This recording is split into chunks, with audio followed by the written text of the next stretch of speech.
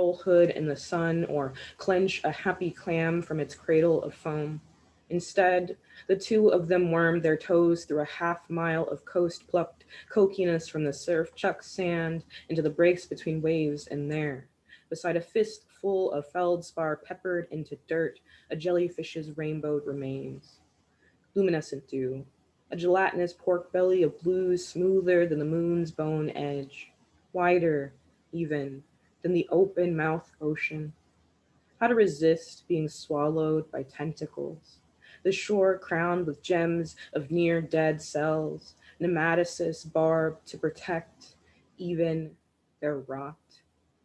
How could Fat Girl resist the hunger of becoming a woman whose hips fan like bells, whose stretch marks flood their canals, whose vortices of stingers circle cyclones around her neck like pearls?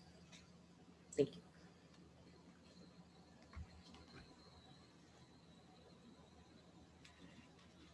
Thanks, Diamond, for reading with me here. And of course, thanks to the Midtown Reader for having us. And for everybody, of course, for coming to listen to us read. I'm going to start off, I'm going to read just one poem. It's a little bit longer poem, but it sort of works in, if we're going to sort of talk about some things about craft and what I was thinking about doing when I was crafting the book. So I'm going to read Forde as Phosphorus.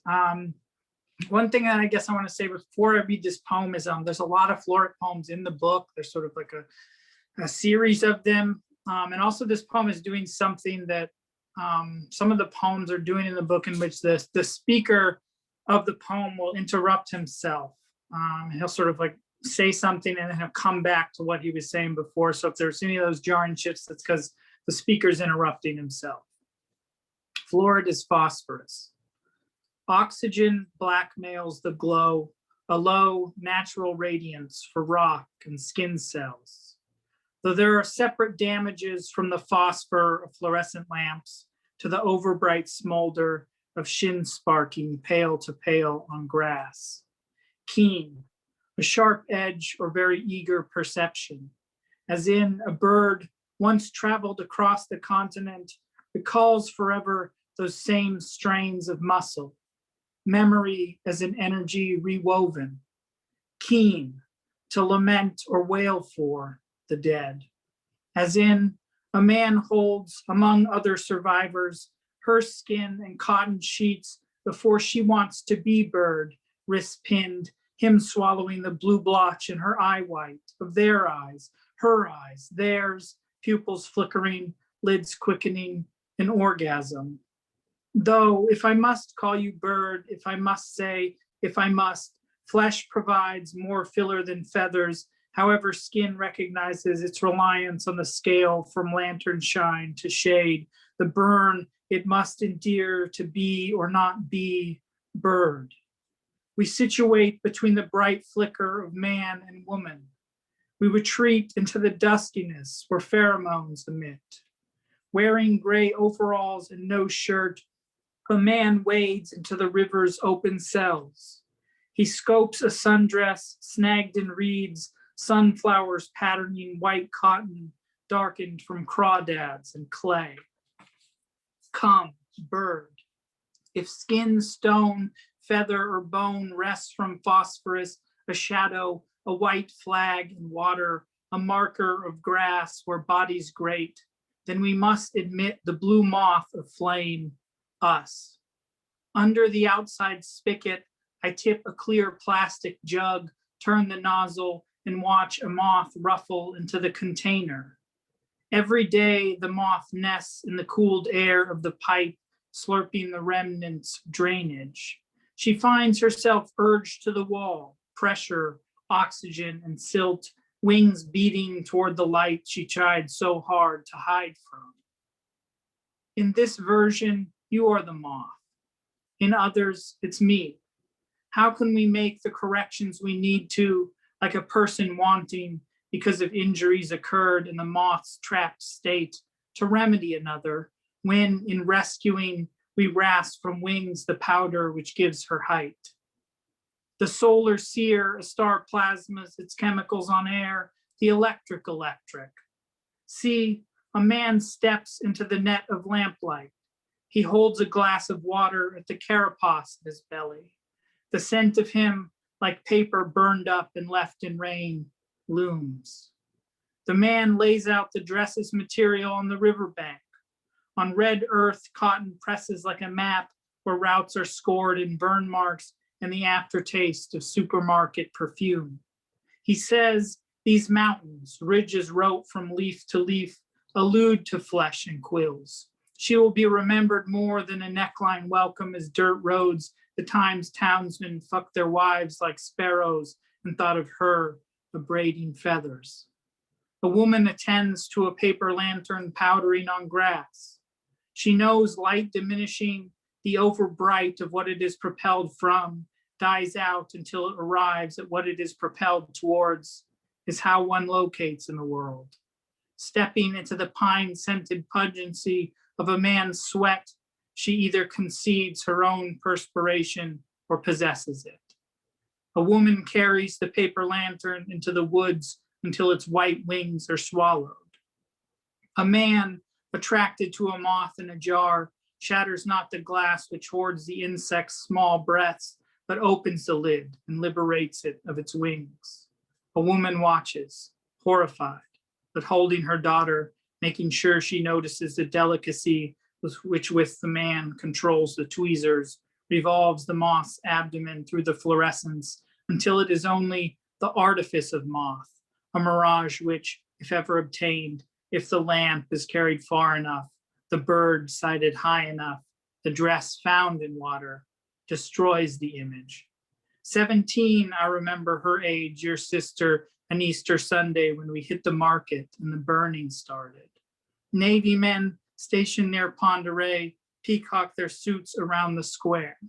When she stirred through the fruit stands, holding a plum so ripe it's peeling bruised, the men pivoted in the ache with which a migrating songbird, distracted by phosphor, forgets the route roaded by constellations and the phosphorus of its feathers.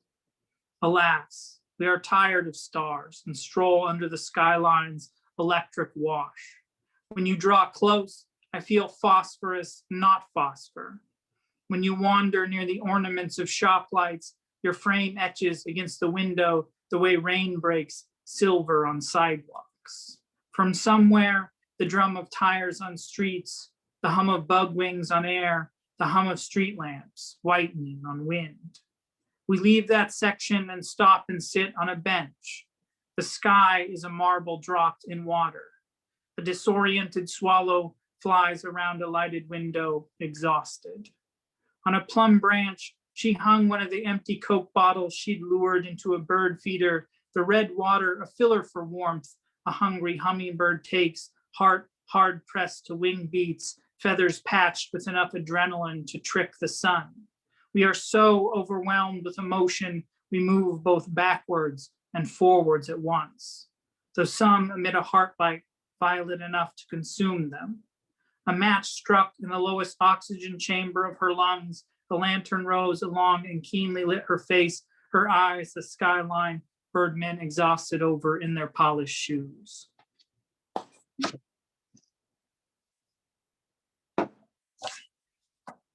I guess one thing, as we move to sort of the discussion part of the thing, is I'll ask Diamond a question before I forget it in my head. You talked about sort of landscape and the body.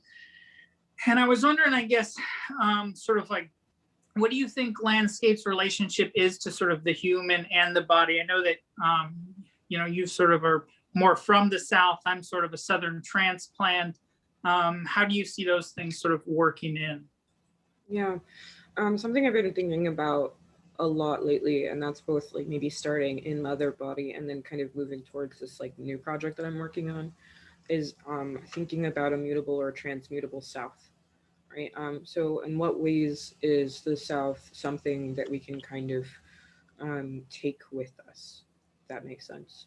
And what parts of the South are kind of able to be kind of transported and transposed? And I think a lot of those questions sort of came up when I started thinking about the Great Migration, thinking about my grandmother's kind of participation in that, right, where she moved from the South, right, to New York as a way of kind of trying to escape the slavery and the hardship that she felt here. I mean, she spent a great deal of her time sort of picking cotton and praying for a man. So, you know, like there was so much sort of history, not only in her decision to leave, but also in her decision to come back.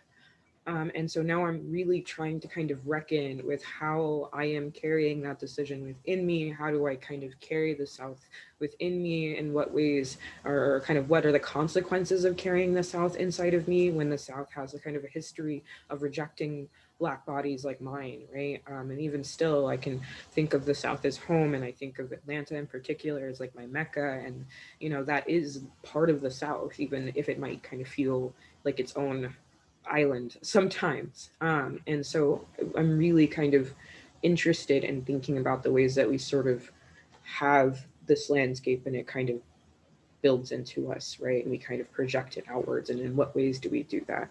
And I think Mother Body, which if you haven't seen it, it's absolutely beautiful. Very gorgeous. Right? The artist Lauren Buckness is incredible. Please check out her work. She's Lady Buckness on Instagram, just FYI. It's this, like, the kind of book is the beginnings of me kind of thinking about the simultaneous ways that my body sort of performs under a gaze, but also how I take that gaze and reflect it outwards, right? Mhm. Either in terms of like my decisions, or even in terms of like how have I internalized some of the things that have been told about me, right? And in that way, that's how I think I'm capturing the landscape, is thinking about the effects, right, that people sort of have outside of me, inside of me. Does that make sense? Yeah, because it's not like only, you know, what can you take with you, but also what are you not able to get away from, you know? Yeah. Not just the South, but any landscape in general, or any area that you grow up in. Sort of that area is going to sort of shape the way you think, it's going to shape the way you act, and then some of those ways you're not even really going to be able to get away from at all. And in a lot of ways, the South is really like that, I think. Yeah, and I love the way you're kind of thinking about also like what I take with me, but also what I'm not able to take too, or what I refuse to take, right? Because some of the kind of reckoning with the South, and I think even in terms of, I want to say Natasha Trethewey did this, right? And if we kind of look back in some of her selected works and monuments, the ways that she's sort of reckoning with like the South and say like pilgrimage, right? The kinds of thinking about the living history in this space, and how in order to sort of reckon with ourselves and our bodies in this space, we have to reckon with that history. And again, that history is a history of rejection. And so in what ways can I have to acknowledge that history, and in what ways can I also sort of reject its ability to harvest inside of me too? Yeah.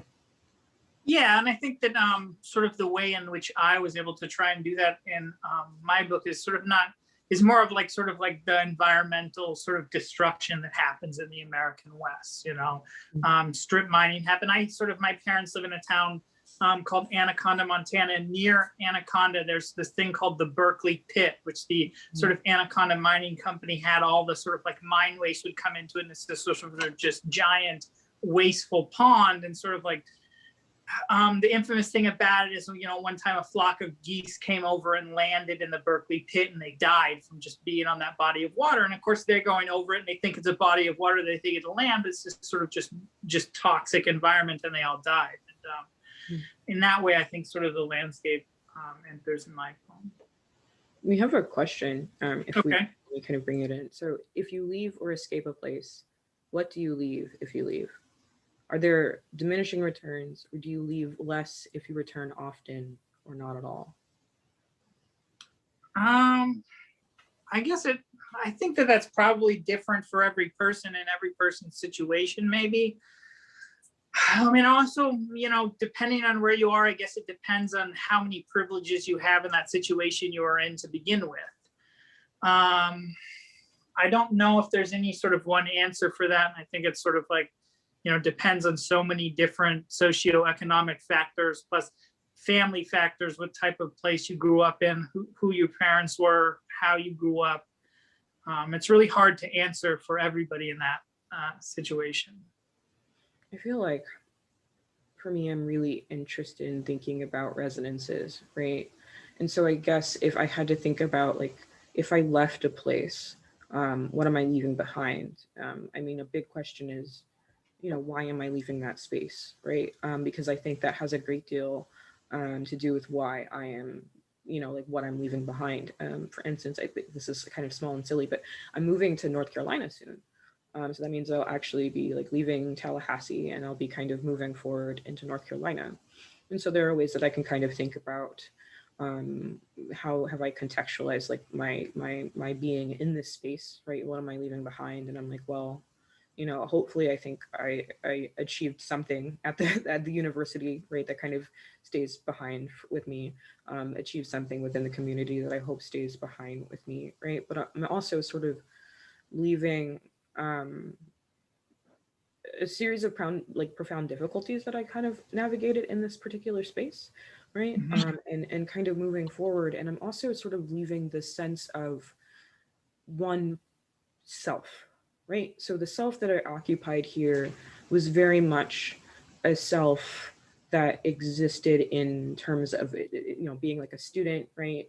Kind of entering into this world with like a book for the first time, right? This was like a very singular sort of moment in my life. And I think as I'm leaving to go to Asheville to kind of pursue this job with a fellowship, right, I'm starting to think about myself for the first time in terms of my career, right? Not just like as a student, right? But like a person with a book who is trying to kind of like do the work of teaching.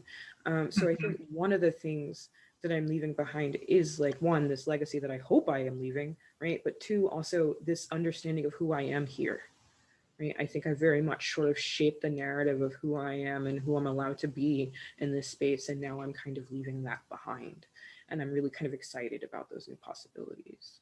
Yeah, I'm glad you said the thing about sort of going to a new place, because when you think about place, you can't think really only about, what places do you leave and do you return to them, but how are you going to a new place and how are you inhabiting that new space? We were in Tuscaloosa, and Tuscaloosa very much has a transient body of people that come into it.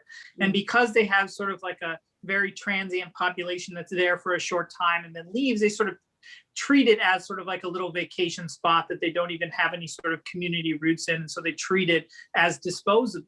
I live right near New Orleans, where it's sort of the same thing. Tourists are coming in all the time. They're sort of like very different from the people who are from New Orleans and have sort of respect for the community and want to build it up, and they treat it as this disposable place. So when you think about places, you can think about, do you return, but then also what type of mindset do you have when you're going to a place, and how are you inhabiting that place while you're going to that new place?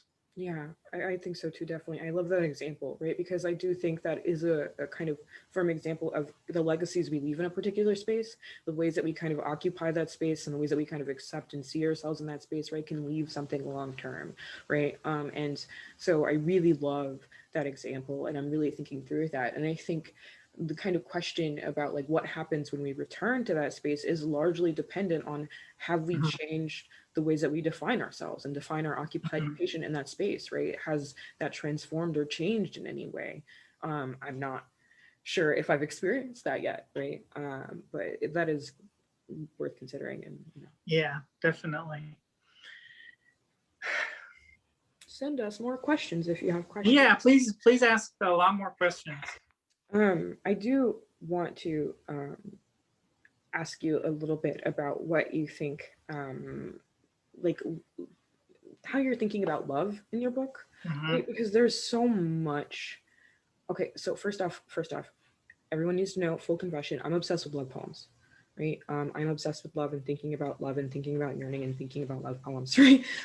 So I love reading them. I love writing them. Let's go. And it's, there's so much complexity to like an expression of love, right, in a poem that I think we kind of miss or sleep on, right? I think when we think of love, we have the kind of steady cliches that we want to kind of bring to a love that we're kind of have shoved down our throats on a regular basis, right? But that's, I think, love, and especially in the kind of poems that you have here in your book, which I'm going to hold up just Yeah.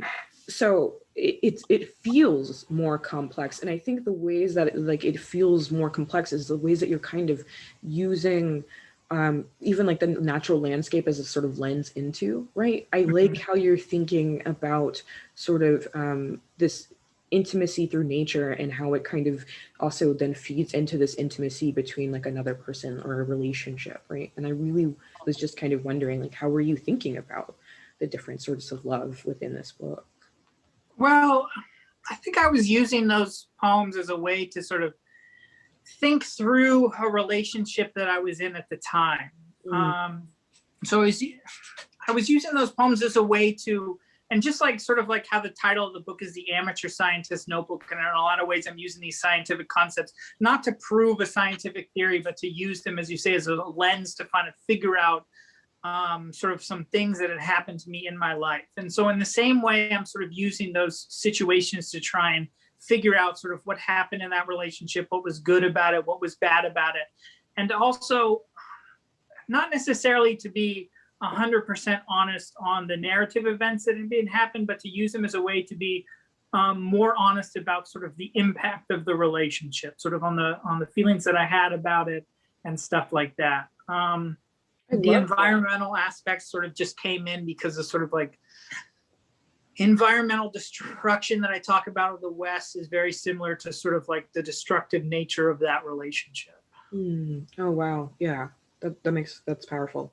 But so what is it about poetry then, do you think, kind of like opens up these spaces for honest exploration, right? Like because I think I was trying to do the same thing too in my own book, totally different sort of subjects, but I think there's something about poetry that sort of lets us think about it as like sort of honest or almost objective, right? In ways that we're not sort of necessarily in our own heads.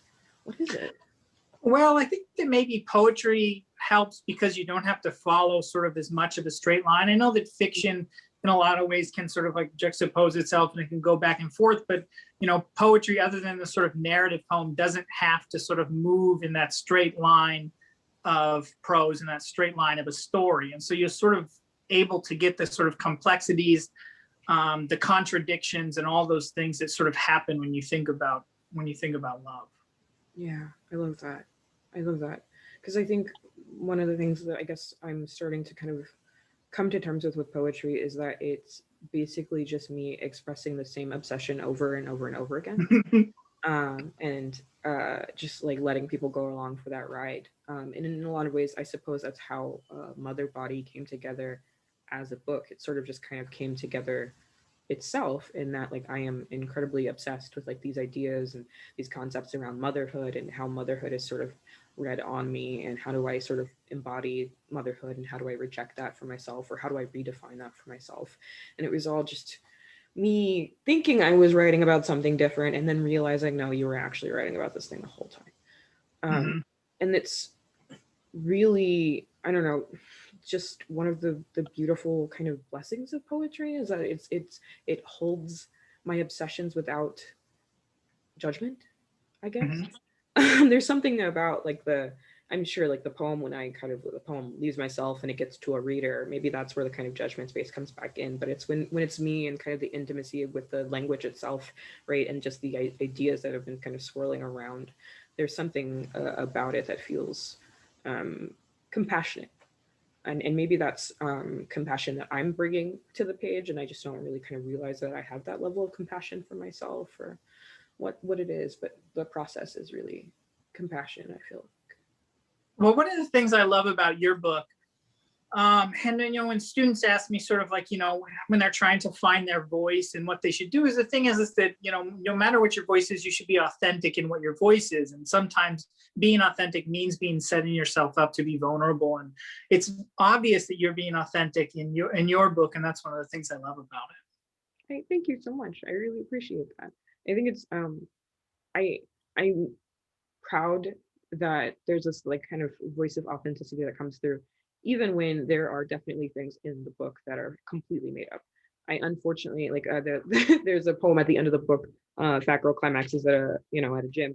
I've never had an orgasm at a gym. I think maybe whatever the opposite of an orgasm is probably what I have at the gym, and that is how it goes. But there's something about sort of occupying this space, occupying an eye there, which is like letter I, right, which is very different from some of the other poems in the book, which are kind of like third person, because we have this character Fat Girl that we're kind of like moving through and exploring.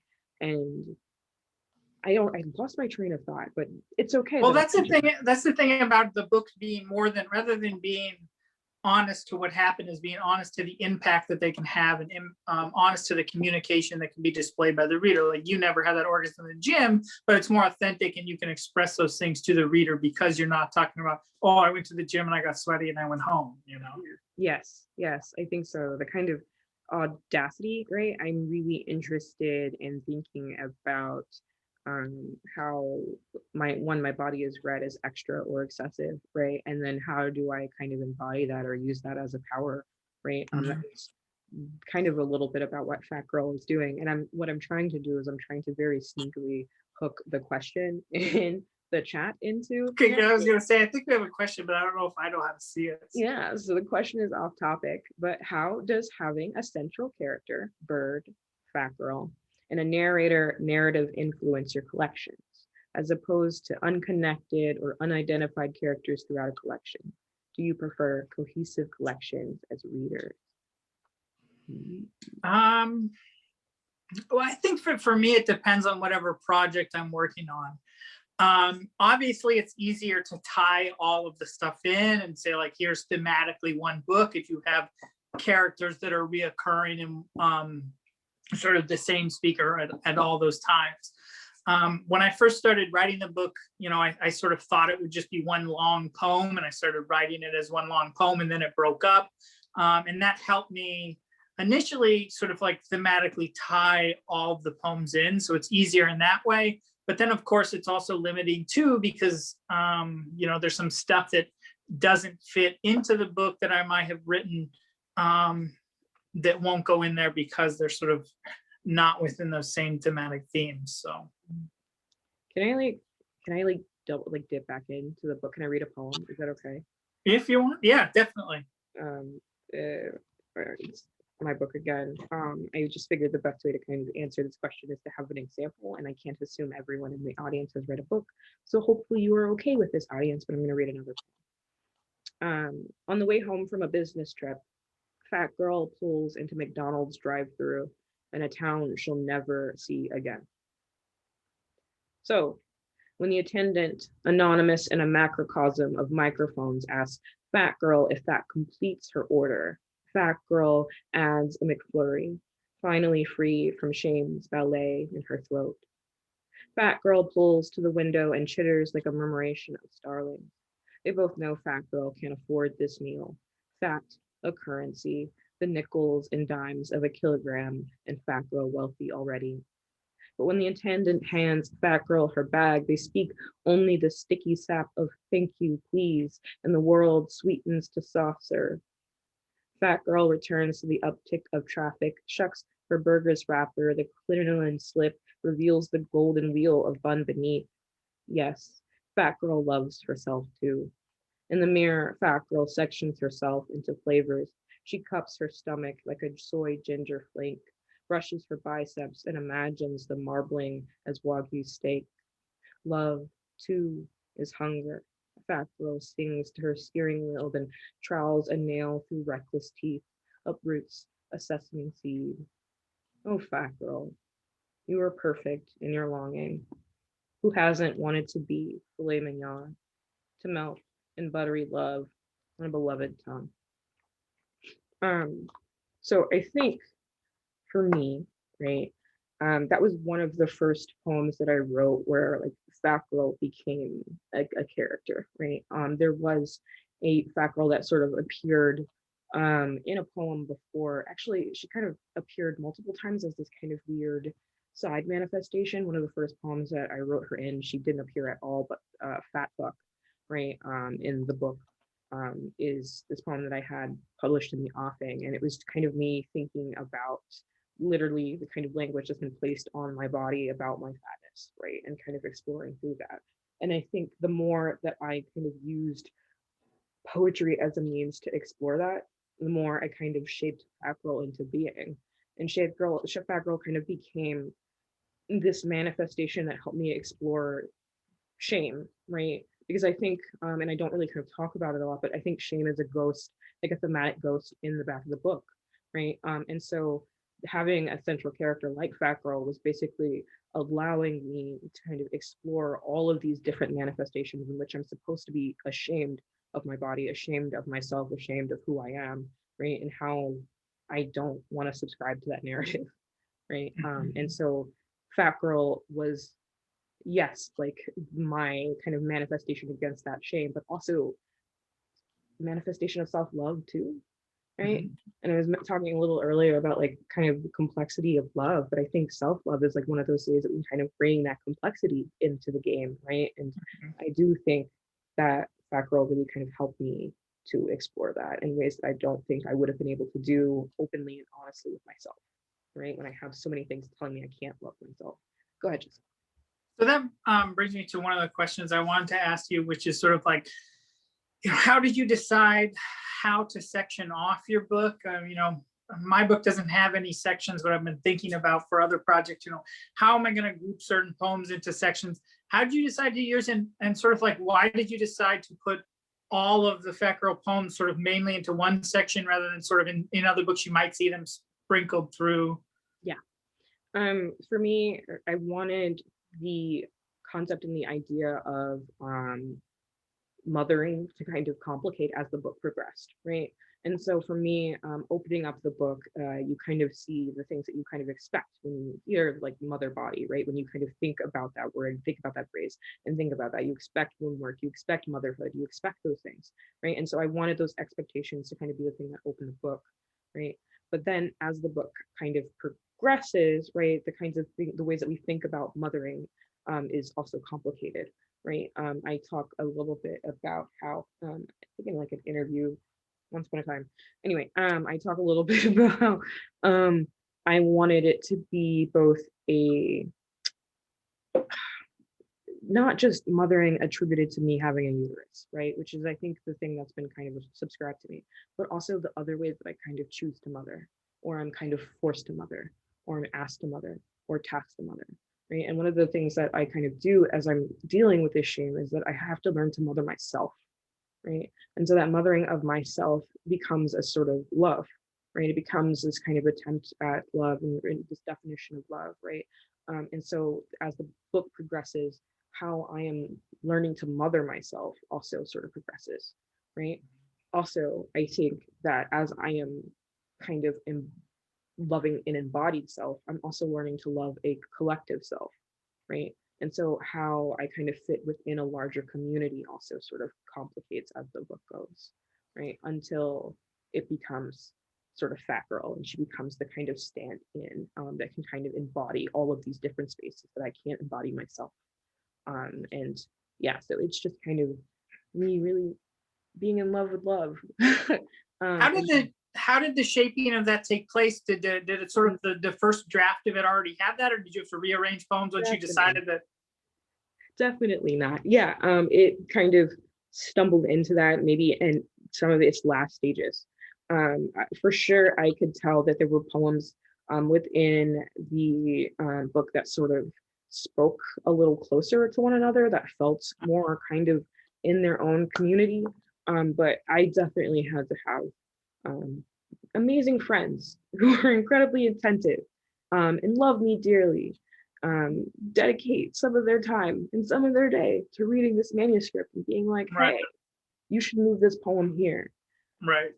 And the more that I was also forced to explain the book to other people or talk about the book to other people, the more the threads started to kind of make sense to me, right? And they started to kind of pull out of the air a little bit. Right, because sometimes you sort of like your different levels of consciousness don't know what they're doing, right? Like subconsciously, maybe you think you're moving to that, but then sometimes you have to like start working towards it, start talking about it to other people, and then sort of it gets into that other sort of your more conscious part that you see, oh, here's what I was actually doing.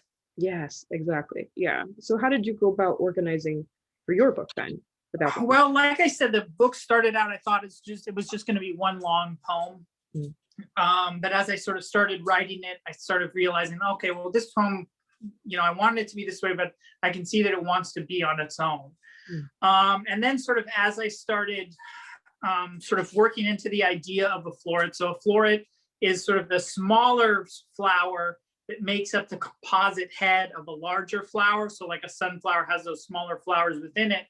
I wanted to think about that as sort of like a guiding idea, like these smaller floret flowers are their own thing and they have their own worth as a thing, but they are also a piece of a larger whole.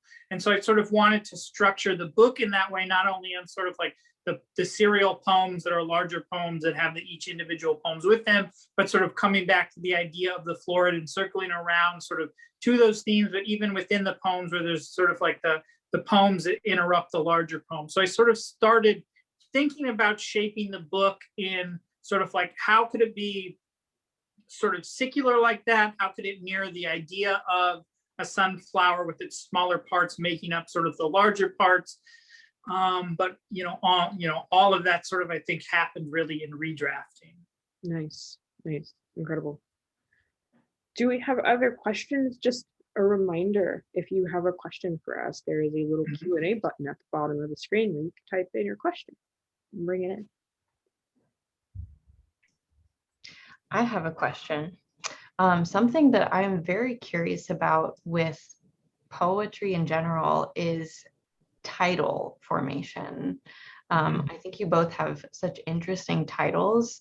And so I'm curious as to how do you kind of format those? How do you come up with them? This is an excellent question. I'm glad you like my titles because I feel like they're garbled. Okay. Titles. Okay.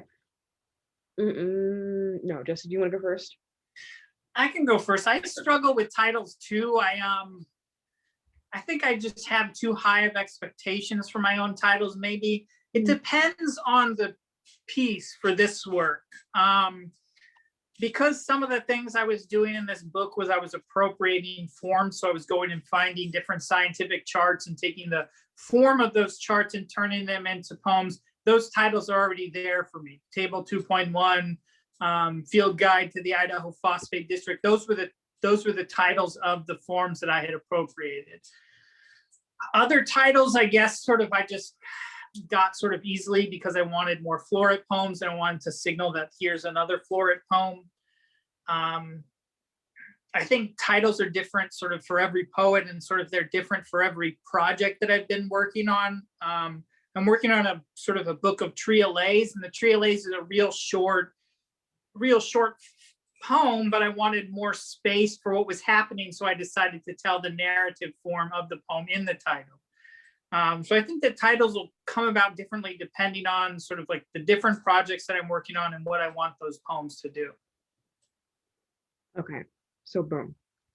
Titles, I've always slept on titles, right? I was the kind of person who just kind of like slapped a title onto a poem and kind of kept it moving. But lately, as I read more, I'm starting to realize titles can do incredible things. And so what I've been trying to do what I tried to do with Mother Body and kind of moving forward is I started thinking about my titles as a contract with my reader. And so basically I want to convince the reader to read my poem. So what do they need to know? What do they need to know? What's the context I'm bringing, right? How do I bring them in? What do they care about, right? And so these things are kind of starting to shape the way that I'm kind of thinking about titling, is that I'm making a kind of contract with my reader, right? And they're expecting to read something and they want it to pay off, right? The title sinks it in, right? There better be some payoff, right? And so how am I kind of creating this tension between title and poem that pays off is something that I'm really kind of thinking about, I think. Well, at the bare minimum, the title is the guiding lens of the poem. So the poem should be read through sort of what was said by the title. Yeah, exactly, right? And I think I've been paying more attention to how I'm doing that now, and kind of like how do I stay more. And I think that's why one of the longest titles for the poem that I just read, that's why it kind of came out, is like, how do I sort of catch my reader up and then jump into this leaping, ranging lyrical kind of thing, and yet we all know exactly what's going on. It's like a mini story within a title, right? And I'm really sort of interested in. I mean, I can say that we're going to a McDonald's drive-in in a town we'll never see again, right? And we all kind of have like this implied narrative within that, right? What does it mean that we're never going to be within the space? And we're already kind of like thinking through what that means, and what that means in particular to the fat body. So yeah. And the same thing for the titles of books too. Like I couldn't imagine your book having any other title. Yeah. Yeah. I don't even remember how that title came to be. It's just strange. But I don't think it's had another title. I think we have another question, but once again, I don't know how to access them. It's for me. Yep. Go ahead, Damon. What books of poetry do you feel are in conversation with mother body? Ooh, yes. What books did you consider when creating the poems? Okay. The Mother, Lisa Clifton, Audre Lorde, Morgan Parker. I'm just listing poets that I know I was in conversation with. Let's see who else. I got all excited. Wanda Coleman. I've been thinking OD on kind of poetics of excess lately, right? And basically what I'm thinking about in Fat Girl is like my first attempt at like a Fat Girl poetic, where I'm thinking about physical excessiveness, right? So how does my body read as perceived excessiveness or outside of the proper limits, right? Because it's not white, because it's not thin, because it's not, whatever. And so when I'm reading this book, I'm already thinking about writers who also are thinking about physical excessiveness, right? And so those are some of the writers that I was like in conversation with, because those are some of the writers who are already sort of unpacking physical excessiveness, even if we aren't thinking about fatness, right? Because there are so many kind of different avenues for physical excessiveness. I know there are other writers. I'll come back to you. I'll name more. That's a good start. And I think we probably have time for one more question. If anyone in the audience has one. If not, I have another question as well. So I'll give that a minute there. And while we're waiting, I just want to go ahead and say thank you so much to both of you for joining us. It's been such a fascinating conversation, and I'm so glad that we could host you both here today. I forgot to say AI. I forgot. How could I forget? Fat Girl wouldn't be able to have existed without I. Seriously, because like she kind of gave me permission to kind of think about this lambastic persona that didn't have to be right, and could be just unabashedly herself, right? So yeah, duh, Vice. If you haven't read it, get it immediately. Hi, Len. Okay, so I guess I'll lead us off with one more question. So this is pretty open-ended, but in your eyes, what makes a great poem?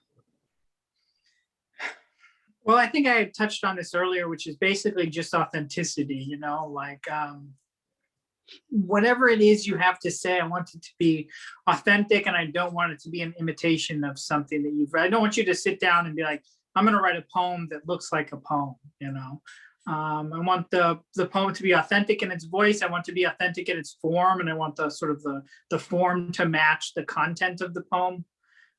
So for me, I like lots of different types of poems, from prose poems to narrative poems to sort of experimental poems, but whatever it is, that poem just needs to be authentic in its voice. Yeah, love that. I'm also thinking, I feel like I know when a poem's good in retrospect, always in retrospect, right? Because that's the poem that I want to go back and read again, or the poem that like shook me and I need like a minute, or like sometimes I'll just be kind of going about my day and like a poem I read that morning comes back and it's like in my head, right? And that's how I know when it's good, right? Is that it's kind of left such an emotional resonance, right? That I have to kind of revisit that either physically or kind of mentally. Yeah, the only way I know a poem is good is if I feel it. So yeah, if you can carry it with you for a while. I like poems that haunt me. Like I don't deal with ghosts, but poems, they can haunt me for sure. Yeah. Beautiful. I think that's a perfect answer, and probably my answer as well. The ones that really stick with you. Thanks again for hosting, and thanks Diamond for being here with me, and thanks everybody for coming to watch. This was great. I had a great time. I'm glad. Well, thank you so much for coming. Once again, look at these beautiful, gorgeous covers. Mother's Day is coming up, so if you're looking for a last minute gift, either or both of these would be absolutely perfect. So yeah, thanks so much to the both of you. It was a wonderful conversation. And thanks to everyone who has attended. Loved your questions, and have a wonderful evening, everyone. Thank you. Bye.